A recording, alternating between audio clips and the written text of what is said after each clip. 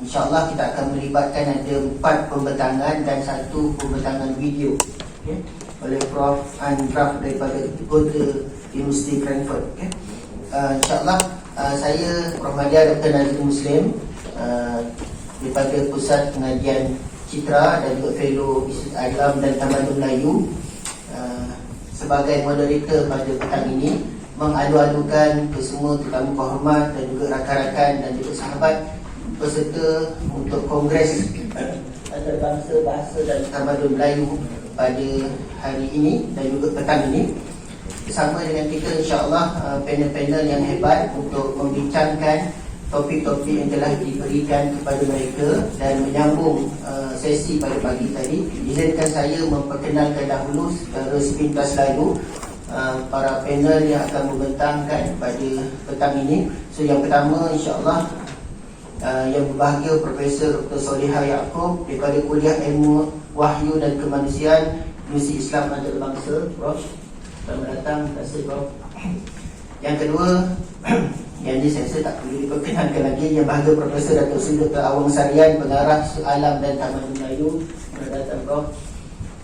Yang ketiga, yang bahagia Profesor Emeritus Datuk Dr. Wan Hashim Wante, Fakulti Pengajian dan Pengurusan Pertahanan Universiti Pertahanan Nasional Malaysia. Selamat datang Prof. Terima kasih. Dan seterusnya, yang bahagia Profesor Dr. James D. Collins, Profesor Kehormatan Antarabangsa Institut Kajian Etnik Universiti Kebangsaan Malaysia. Selamat datang Prof.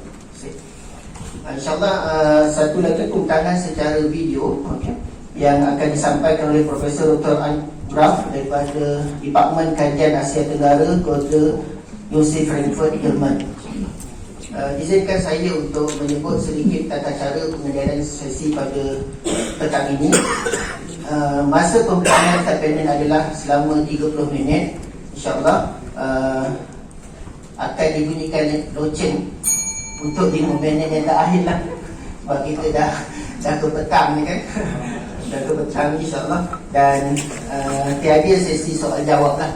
Esok insyaAllah ada sesi soal jawab, sebab kita nak mendengar daripada guru-guru kita buah-buah fikiran yang bernas untuk mencerna pemikiran budaya dan alam Melayu insyaAllah. Saya tanpa melengahkan masa menyebut panel yang pertama, yang bahagia Profesor Dr. Solihah Yaakob daripada Kuliah Ilmu Wahyu dan Kemanusiaan Universiti Islam Antarabangsa untuk membentangkan kertas kerja beliau yang bertajuk Alam Melayu Kuno, sejauh mana maklumat kita. Sedikit mendatang sedikit je Prof, dalam 2-3 saat. Profesor Dr. Solihah Yaakob merupakan profesor dalam bidang falsafah Nahwu Arab di Jabatan Bahasa Arab dan Kesusasteraan UIA. Beliau merupakan keluaran UIA, di mana kesemua ijazahnya adalah daripada UIA. So telah menang banyak anugerah, boleh lihatlah biodata beliau dalam buku abstrak.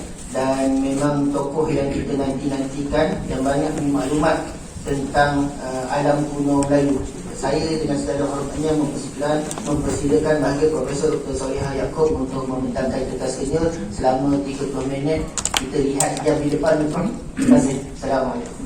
Teruskan. Auzubillahiminasyaitonirrajim. Bismillahirrahmanirrahim.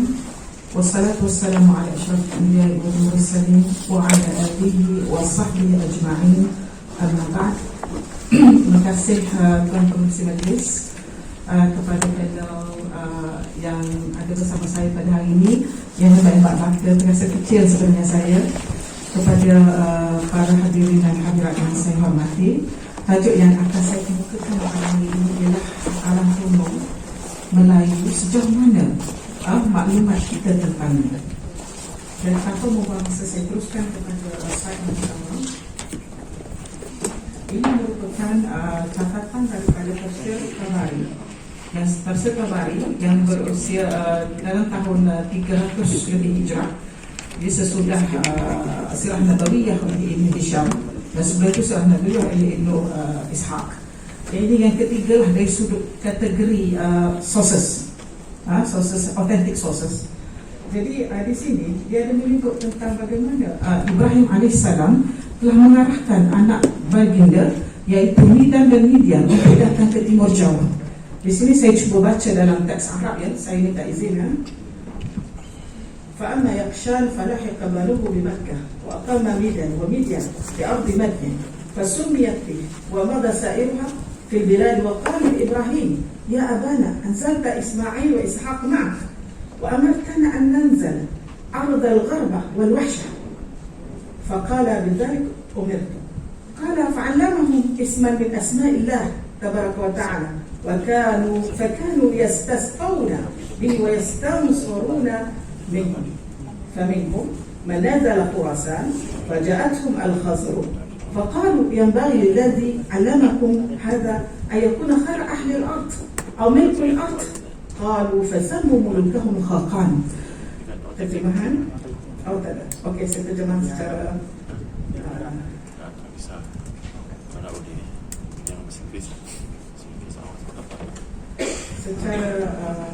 gimana tadi?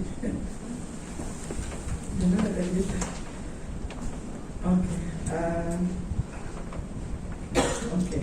Di sini ada perbualan di antara Ibrahim alaihissalam dengan anaknya yang bersama Keturah itu. Kita tahu isteri Nabi Ibrahim ada 4, Siti Hajar, Siti Sarah, Siti Hajar, Keturah dan Hajar Arhim. Siti Sarah Arab, berasal daripada Iraq. Siti Hajar Arab, Kipti, berasal daripada Mesir. Siti Keturah berasal daripada Campak. Siti Hajar Arhim Arab.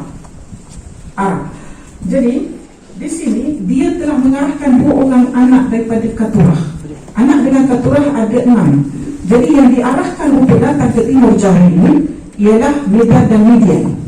Kita tengok di situ dia kata, kamu telah pergi ke kawasan mak kamu, ke negara, ke tempat mak kamu. Soalan kamu kena berdakwah di sana. Kemudian mereka bertanya kepada Nabi Ibrahim, wa amartana an nanzal al-ardh al-gharbah wal wahshah. Kamu suruh kami pergi ke tempat yang pelik dan banyak binatang-binatang buas. Kemudian Nabi Ibrahim menjawab, begitulah yang aku arahkan. Kemudian dia kata, Nabi Ibrahim kata kepada anak dia, kamu pergilah ajar mereka di Timur Jauh itu.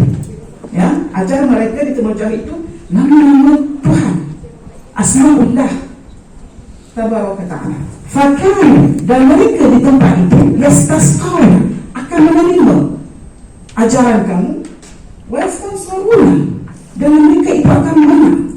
Dan daripada mereka ada yang turun di Khurasan, tinggal di Khurasan. Khurasan itu Afghanistan. Maknanya di Timur Jauh itu Khurasan, Persia, India, dan masuk ke Darfur untuk dia pergi ke Campak. Okey, ini adalah kitab daripada kitab Ibn Athir, Tarikh Al-Kamil menyebut benda yang sama. Banyak lagi sebenarnya kitab-kitab. Di sini saya senaraikan kitab-kitab tafsir yang menyebut tentang Keturah, isteri Nabi Ibrahim alaihissalam, ialah Tarikh Tabari Al-Tabari, Al-Muqaddimah Ibn Khaldun, Al-Muntazi oleh Ibn Al-Jawzi, Tarikh Al-Kamil oleh Ibn Athir, dan Tabaqat oleh Ibn Sa'id, dan ada lagi. Okey, ini adalah kitab daripada Tarikh Al-Mufassal Arab Qabla Al-Islam oleh Jawad Ali. Profesor Jawad Ali menulis kitab ini sebanyak 12 jilid. Ya, setiap satu jilid ada 700 atau 800 pages. Ini jilid pertama saja. Dia menceritakan tentang Keturah itu. Ya, dan Keturah itu bermaksud bahu dalam bahasa Arab. Bahu dalam bahasa Melayu bermaksud gaharu. Jadi di sini jelas bahawa wanita ini memang berasal daripada Timur Jauh. Ya, kenapa kita katakan Campak? Kerana di Campak itu ada sampai sekarang sepanjang pantai Nantrang. Itu Nantrang dulu namanya Campak, namanya Keturah. Kemudian tukar kepada Nantrang. Dia merupakan satu pusat perniagaan sepanjang pantai itu menjual kayu-kayu gaharu. Ya, dan bukan saja di kawasan Campak, tapi di Kedah, di kawasan Negeri Sembilan Ulu Jumpa, semua banyak kayu-kayu gaharu di atas bukit sana. Okay. Kemudian kita pergi ke Nabi Ibrahim di sini. Sebenarnya saya punya presentation tentang saya hari ini ada 3 poin besar. iaitu kedatangan anak-anak Nabi Ibrahim ke Timur Jauh. Yang kedua, bagaimana perkataan kalah itu wujud, ya, perkataan kalah itu wujud. Dan yang ketiga, tentang surat yang dihantar oleh Maharaja Sri Indah Warman kepada Umar Abdul Aziz. Saya akan tunjuk. Di sini ialah carta. Berdasarkan kepada kajian saya, Nabi Ibrahim AS sekitar 2000 BC. Kalau ada lebih kurang tu kira circa lah. Circa, mana kalau 500 tahun dalam kiraan Asian, kiraan kuno ini, BC dia boleh diterima, kurang atau lebih. Jadi keturah itu bermaksud keturah juga 2000 tahun. Okey. Daripada keturah, anak dia betul-betul memindah ini satu catatan literature dalam batu bersurat Assyria, dalam tulisan Akkadi, dalam bahasa Akkadi, iaitu bahasa Nabi Ibrahim AS, dalam tulisan Mismariyah, tulisan baku, menulis perkataan kalah. Maksud kalah di dalam bahasa Akkadi ialah opportunity, prosperous, peluang dan kekayaan. Okey, namun begitu disebabkan kajian penulisan batu bersurat kuno ini telah diolah, telah diambil perhatian lebih awal oleh mereka daripada Yahudi dan Nasrani. Jadi mereka meletakkan di dalam penulisan scriptures mereka, penulisan kitab-kitab suci mereka.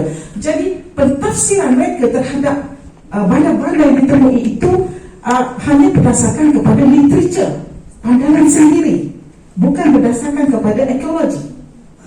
Justru itu, kalau kita baca dalam Bible, dia akan kata kalah itu, Bible tulis kalah, tetapi biblical studies, pentafsir Bible sesudah itu mengatakan kalah itu adalah di tepi sungai Dajlah. Tetapi ada komen terhadap pandangan-pandangan nama-nama dikemukakan oleh biblical study itu, di mana kita dapati daripada The Mighty King of Kish komen tentang kewujudan dia kata kalah itu adalah maksudnya penemuan akad dan kalah oleh in this passage dalam literature sahaja. Persoalannya sekarang, adakah kalah itu kedah? Sebab kita dapati perkataan kalah ini kalau dalam alam Melayu dulu namanya kedah, dulu namanya kalah, sekarang ditukarkan kedah kerana kalah itu bermaksud orang Melayu kalah. Tetapi sebenarnya itu ada satu propaganda. Apabila berupa data dan semantik ini, kalah itu adalah bahasa Akkadia dalam maksud prosperity, kekayaan dan peluang. Kenapa disebut bahawasanya kalah itu merupakan ibu kota yang dibina oleh Shah Mansur I pada tahun 1300 BC. Kenapa Shah Mansur I telah membina bandar ini, bandar ibu kota kalah ini? Kerana ingin menguatkan ketenteraan dan ekonomi. Dan bila dilihat, saya dah pergi ke Sungai Batu, saya kata ini, masa saya pergi Sungai Batu, saya tak jumpa lagi ni. Bila balik dari Sungai Batu, kita dah carilah benda-benda ni kan, jumpa perkataan kalah. Masya Allah, di Sungai Batu hari itu, dia bincang dengan Prof. Saya yakin benda ini daripada Mesopotamia. Tapi saya rasa mesti Assyria. Bila balik, tengok memang ada dalam data Assyria. Persoalannya sekarang, jikalau itu benar, kenyataan ini saya pun tengah mencari, sekiranya ini benar, ini adalah world discovery. Sebab Western writers pun, pengkaji research of the Western pun dia masih tak tahu. Sebab Sungai Batu hanya dijumpai 2017 oleh Prof. Jadi benda itu tidak lagi unearthed, tidak lagi terbongkar. Justru kalaulah ia betul kalah dimaksudkan dalam literature Akkadian ini, sekitar 1300 Shah Mansur I telah membina bandar kalah ini adalah Kedah, suatu yang besar dalam dunia tamadun Melayu. Itu. Dan ada setengah pihak mengatakan Shah Mansur II itu adalah Sulaiman AS. Tetapi itu belum ada kepastian. Sebab tarikh 1300 itu seolah-olah seperti tarikh Nabi Daud AS. Dan selepas Nabi Daud mesti Nabi Sulaiman AS. Dan kita maklum bahawa Nabi Sulaiman AS telah datang telah melalui cerita dalam Muhawasa, dia telah melantik orang Phoenician sebagai kawan karib dia untuk menjadi kapten kapal untuk datang ke Timur Jauh. Dan kita dapati bahawa kawasan di Ledang, Jemuntah, Sungai Ulu Jempol, dan kawasan-kawasan sekitar seluas 60 km ialah lombong emas yang ditinggalkan. A huge mining gold was abandoned there. Itu memang ada kajian geologis dan sebagainya. Ya. Ini adalah catatan, maknanya evidence from the site mentioned Babel, Uruk, Ashur, Kalah, and Nineveh itu adalah sebagai dalam literature saja. Dia bukan based on the ecological discovery. Okey, di sini juga ada komen terhadap nama yang disebut di dalam biblical studies, Rehoboth, Ir and Reshini. Itu nama tempat. Dia pun mengatakan bahawa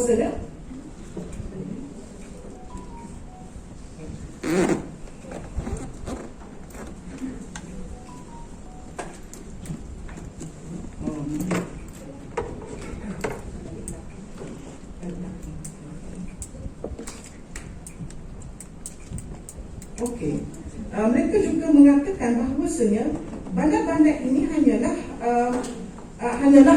dibuktikan dalam bentuk literature saja, bukan ecological background. Dan kajian saya berdasarkan kepada kajian Mesopotamia, saya tidak berjumpa nama Kalah ini ditulis dalam peta. Begitu juga Sumeria itu pun bukan ada nama satu tempat pun. Dia kata a group of Sumerian people meliputi Uruk, Akkad, Kish, Shuruk, Shurupa, Lagish. Itu nama dia kata itu adalah Sumeria. Maknanya mereka mentafsirkan nama-nama tempat itu berdasarkan kefahaman mereka sahaja, bukan berdasarkan kepada ecological discovery bagi memenuhi lompong yang ada dalam puzzle mereka. Nampak tak? Macam mana dia orang membawa pemikiran itu di alam untuk mengubah dunia. Itu kita kena bagi perhatian ya. Jadi history di sini. Okey. Dia kata, ingenious as it is unfounded, problem remains unsolved. Still unsolved sebenarnya. Ini dalam biblical study, ditulis dalam artikel dan publish dalam reputable journal. Okey. Cerita 1300 dah tamat. Sekarang bayangkan daripada 2000 BC sehingga 1300 BC, berapa tahun itu? Ada 700 tahun. Maknanya sesudah kedatangan Medan dan Midian ke alam, ke timur jauh ini, maka jika teori saya ini benar ya, maka datanglah Raja Shalmaneser. Shalmaneser ini daripada Iraq, daripada Ur. Dan Nabi Ibrahim AS daripada Ur. Nabi Ibrahim orang Ur, wilayah Ur, berbahasa Akkadi, bertulisan Mismari. Nabi Ibrahim bukan Yahudi, bukan Hebrew. Sarah juga adalah orang Iraq. Dia berkahwin di Iraq. Okey. Saya punya kajian, perkataan Melayu itu Ur. Asalnya Malaur. Ur itu bermaksud tanah tinggi. UR itu bermaksud tanah tinggi. Itu dalam bahasa Akkadi. Kerana di Ur, daerah Ur, wilayah Ur di Iraq itu ada sebuah bangunan namanya Ziggurat. Ziggurat itu dibina untuk itu makam raja-raja purba. Ya, kemudian mereka ini disebabkan Ibrahim AS berasal daripada Ur dan telah mengarahkan. Kita kena ingat, waktu itu bahasa mereka tidak seperti kita. Mereka bercakap dalam monosyllabik dan diasyllabik. Monosyllabik hanya bercakap satu sound, only one sound, single sound. Ur ataupun diasyllabik dua, satu. Dia tidak ada kehebatan, perkataan, kenderaan. Dia tidak ada perkataan-perkataan yang berganda itu, yang banyak imbuhan itu. Itu menunjukkan kemampuan pikiran sudah tinggi. Jadi apa yang mereka gunakan, dia ambil satu monosyllabik saja, Ur. Kenapa dikenali sebagai Ur? Kerana semasa mereka datang ke sini, air besar. Malaysia ini pada 6000 BC di dalam laut.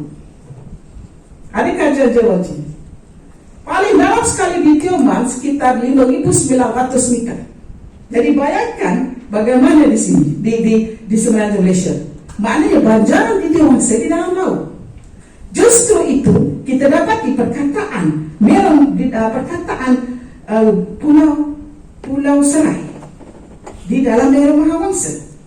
Pulau Serai itu adalah Gunung Jerai. Kerana ketika itu mereka tidak tulis gunung, mereka tulis pulau. Kerana ia adalah sebuah pulau. Kerana airnya tinggi.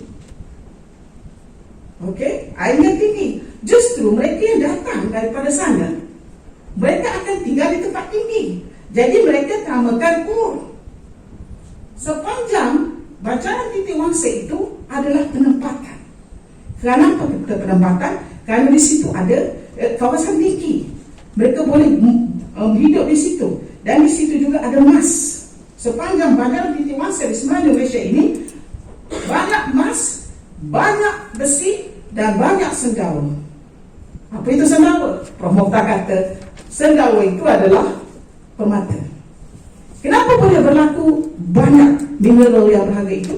Kerana dia berlaku proses dalam laut tadi, magma dalam laut, dan bila dia sudah di darat, dia sudah ada bahan-bahan itu. Batu permata memang banyak. Itu sebab banjaran titik wangsa itu sebahagian besarnya tenggelam.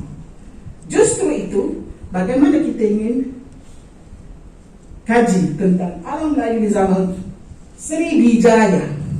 Sebenarnya ini nama Sriwijaya, Sriwijaya. Ini nama Melayu. Nama Melayu, tapi telah diindianaskan oleh orang Inggeris antara Indo Kodes dan Sangkatan. Sriwijaya itu menunjukkan seorang kita berasal daripada India. Tidak, kita sudah ada kita punya tamadun. Tengok ya. Okey. Di sini adalah surat. Dalam surat daripada Maharaja Indrawarman kepada Umar bin Abdul Aziz. Surat ini bertarikh 718 Masihi bersama dengan 100 Hijrah. Sesudah setahun Umar Abdul Aziz mengambil tahta sebagai khalifah. Kita ingat Umar Abdul Aziz hanya memerintah selama 3 tahun. Sempat Sri Maharaja Indrawarman hantar surat kepada dia. Surat dia berbunyi, okey, saya baca ya. Ini surat ini. Qala Ibn Athakir, kataba Malik al-Hind ila Umar bin Abdul Aziz من ملك الهند والسند ملك الأملاك الذي هو ابن 1000 ملك وتحته ابنة 1000 ملك والذي في مملكته نهران ينبتان العود والكافور والأقرى التي يوجد ريحها من 12 فسخا والذي في مربطة 1000 قيلة وتحت يده 1000 ملك إلى ملك العرب. أما بعد فإن الله قد هداني إلى الإسلام فابعث إلي رجلا يعلمني الإسلام والقرآن وشرائع الإسلام وقد أهديت لك هدية من المسك والعنبر والنبت والكفور فأقبل فإنما أنا أخوك في الإسلام والسلام. Ini pada tahun 718. Sebelum ini sudah ada surat yang pertama. Ini surat yang kedua. Surat yang pertama dihantar kepada Muawiyah 1, bertarikh 41 Hijrah. Tapi disebabkan masa saya terpaksa sebut surat ini saja. Okey, terjemahan ya. Surat tersebut berbunyi, daripada raja kepada sekalian raja, yang merupakan keturunan dari 1000 raja-raja, yang permaisurinya juga merupakan cucu kepada 1000 raja-raja, yang tangan haiwannya mengandungi 1000 gajah, yang di dalamnya wilayahnya terdapat 2 sungai yang mengairi pohon jadam, rempah rawani, buah pala dan limau nipis yang aromanya tersebar sejauh 12 batu kehadapan raja Arab yang tidak menyembah Tuhan-Tuhan yang selain daripada Allah. Sesungguhnya Allah Subhanahu wa taala telah menghidayahkan aku kepada Islam. Aku mohon agar kamu menghantar kepadaku seseorang yang boleh mengajarku tentang Al-Quran dan undang-undang Islam. Aku telah menhadiahkan kasturi, langka dan kafur barus, maka terimalah, karena aku adalah saudaramu dalam Islam. Okey, kita tengok terjemahan Arab.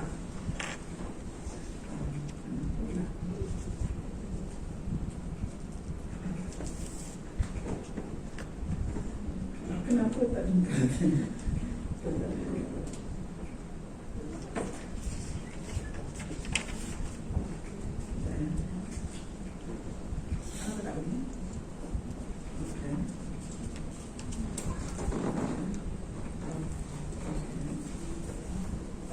kita tengok terjemahan Arab ya. Kalau siapa tahu nahwu dan saraf, dia boleh faham dengan jelas. Tengok ya, dia kata dia tulis surat ke atas, kemudian amma ba'du fa inna Allah qad hadani. Hadani itu maksudnya telah menghidayahkanku. Fi'il madhi itu. Dia dah Islam dah masa itu. Dia dah Islam. Hadani ila Islam. Fab'ath, dan hantarkanlah kepada aku seorang lelaki mengajarku Islam. Quran, syariat Islam, dan aku hadiahkan kepada kamu mis. Mis itu apa? Haruman itu. Ya. Amba wa nad wa kafar fa inna ma ana akhuka fil Islam. Seolah-olah, dan ini adalah, dan aku adalah saudara dari Islam. Seolah-olah baginda sudah memeluk Islam. Hadani, makna Allah telah menghidayahkan aku Islam. Itu fa'il madhi itu. Bermaksud di sini, saya pada awal saya itu adalah agama Hanifah. Agama Hanif bermakna dia tahu tentang agama Hanif. Kalau tidak, macam mana dia boleh berhubung dengan Umar Abdul Aziz? Dan raja sebelum itu pun telah berhubung dengan Muawiyah. Terdapat surat dalam Diwan Muawiyah, di Maktabah Muawiyah, sesudah Muawiyah meninggal, ada seorang chief menteri itu, dia pergi tengok. Dia kata ada daripada Sin hantar. Ceritanya lebih kurang. Di negara kami ada 1000 gajah, ada 2 sungai mengalir. Ya, itu semua. Dan bila saya cakap dengan Prof. Mukhtar, dia kata memang ada 2 sungai mengalir untuk temu ke Teluk Siam. Dia ada 3 sungai. 2 sungai mengalir untuk ke Teluk Siam, dan 1 sungai mengalir ke Citu, ke Tanah Merah Kelantan, ke Kuala Kerai. Itu. Okey. Okey. Saya nak sebut catatan yang saya ambil tadi.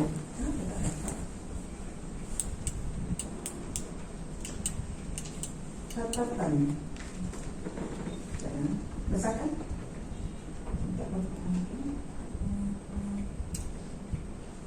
Okey, catatan yang ini daripada Nujum Az-Zahra fil Muluk al-Misr wal Qahirah oleh Ibn Tagrid Berdi 813 Hijriah. Ini kemudian dipetik dari Ibn Al-Asakir. Ibn Al-Asakir sekitar 499 Hijrah. Maknanya 499 bermakna dia tambah makna 1000 maknanya 100. Kalau 813 dia 100,400 BC AD, zaman Osmaniyah. Yang ini sebelum Osmaniyah lagi. Ya. Jadi kemudian ada lagi catatan di dalam Ibn Abdul Rabih Al-Aqd Al-Farid jilid 2 muka surat 202, dan juga jilid 3 muka surat 404 hingga 405. Tapi mungkin kalau kita cari dia berbeza dengan publisher. Okey, sekejap ya. Di sini adalah peta Palembang. Palembang ini peta sekarang. Paras airnya adalah 29 meter. Makna paras air daripada paras laut. Ketinggian dia sekarang ialah 29 meter daripada paras laut. Maknanya kawasan yang rendah lah. Tapi itu sekarang. Dan kita maklum 6,000 BC dulu sebenarnya Malaysia tenggelam. Maknanya Sumatera pun tenggelam. Bayangkan sekarang ini 29 meter. Maknanya 670 AD. Bagaimana keadaannya? Paling kurang dia payung ataupun masih lagi dalam air. Okey, itu 670. Kenapa saya pergi 670 ini? Kerana itu permulaan Sriwijaya. Dia yang disebut oleh dalam buku-buku orientalis. Okey, 4 meter sekarang ini Yan ini dalam air. Dia maknanya payung, kawasan payung. Ya, yang kedua. Dia 1, 2, 3 Sungai Batu. Sungai Batu sekarang 1, 2, 3 meter daripada paras laut. Maknanya dia patut dia menjadi pelabuhan. Kita dah pergi tu tengok kawasan tu, dia ada tasik semua, memang ada kapal-kapal dan tetapi kawasan yang tempat mining, tempat dia lempur besi semua tu masih tanah. Ya. Okey. Sekarang kita pergi kepada batu kedudukan. Ini terjemahan ini daripada kawan-kawan kita juga lah ya, dalam grup semua. Ada teori bahawa mengatakan bahawa armada yang dipimpin Jaya Laksa inilah Maharaja Sriwijaya pertama. Kita nak cek betul ke ibu negara Sriwijaya berpindah ke Palembang atau ia hanyalah wilayah kekuasaan dan memang bertempat di Kataha atau Kedah Tua. Justru itu kita tengok yang sebenarnya Melayu mungkin Kataha atau Kota Tua, Sriwijaya bukan berpusat di Palembang, tapi dijajah dan dijadikan pengkala di Kepulauan Sumatera. Bukti tadi air masih tenggelam lagi kawasan ini. Sebab sekarang 29 meter. Bagaimana dengan cerita Wan Empok Wan Malini? Kata Wan Empok Wan Malini menanam padi bunga di Bukit Seguntang. Kalaulah Palembang ke Jambi sekarang 29 meter daripada Parafok, maknanya Seguntang itu hanyalah kawasan tinggi sikit saja. Berkemungkinan bukan di Bukit Seguntang. Wan Empok dan Wan Malini menanam padi di sepanjang kawasan Banjaran Pitiwangsa yang ada dekat sekarang ialah di Ulu Jempol. Kita dah buat gajah. Tengok ya. Antara terjemahan batu bersurat kedudukan bukit ini ialah membawa 20,000 orang bala tentera dengan bekal-bekalan sebanyak 200 peti disampaikan dan diiringi 13,012 orang yang berjalan kaki, banyaknya datang ke Hulu Upang dengan sukacitanya. Pada 15 hari bulan September Asyada, dengan senang dan gembiranya datang membuat benua. Kita punya kajian, tengok ya. Kalau Sriwijaya itu berada di Kepulauan Sumatera, rasanya tidak perlu membawa sehingga 20,000 askar. Kalau berada di Pulau Sumatera, kenapa dia membawa 20,000 askar? Satu, Sri Baginda dan Puteri yang naik sampan kapal sebenarnya untuk mendapat kejayaan dalam perjalanan. Kalau naik kapal mesti menyeberangi sungai atau laut. Kenapa dia naik kapal kalau dia berada di Palembang atau Jambi? Dua. Ketiga, senang dan gembira dia datang membuat benua. Ayat terakhir Adam sebut membuat benua. Kalau datang daripada Pulau Sumatera, rasa tidak sebut membuat benua. Logik angka. Jadi, benda-benda begini perlu generasi yang ada sekarang ini kaji balik, analitik balik. Betul ke terjemahan tu? Kita hanya menerima pandangan. Okey, ini translation daripada Sanskrit. Dia punya Sanskrit punya batu bersurat. Sanskrit section kita ambil ni. Ini surat daripada Sanskrit, tulisan batu bersurat daripada Raja Chola. Tengok ya, terjemahan dia kata who was conducting the rule of Kataha. Dia tengok ya situ. Who was born in Sailendra family, who was the lord of Sriwijaya Company, who was conducting the rule of Kataha. Ini sesudah kejatuhan kerajaan, ini sesudah yang kita sebut tadi, dan sekarang the rule of kerajaan Sriwijaya di Kataha. Dan perkataan Kedah ini banyak sebenarnya. Kalah, Kataha, Kandaram, Kelai dan Kedah. Bermaksud di sini pemerintahan kerajaan Sriwijaya adalah di Kedah, yang mana Profesor Suzuki Takashin kata ia di Chaya. Sebenarnya Chaya, Takuafa, Kedah semua adalah kawasan satu kawasan. Sebab tu dia sebut 1,000 gajah dan 12 kilometer tu, 12 batu berlangsir lagi bau-bauan arut daripada limau nipis, daripada pala yang kami tanam. Okey, kalau tengok sini ya, Malaka. Sebenarnya sebelum tu ada sungai. Ini adalah penarikan. Maksudnya dia boleh lalu daripada Selat Cina Selatan ini, dan kebanyakan biku-biku Cina itu dia datang melalui penarikan ini daripada Jawa itu. Ya, dapat ini itu saja. Terima kasih. Terima kasih Prof. Satu pertanyaan yang menarik. Saya rasa Ustaz Negeri di alam Melayu di mana melihat dan seterusnya. Cuma bila Prof sebut Jembentah tadi, saya memperakukanlah sebab saya lokal Jembentah kan. So perakukan memang banyak emas tu Prof. Tapi saya tak ada emas lah. Okay, terima kasih Prof. Dr. Solihah.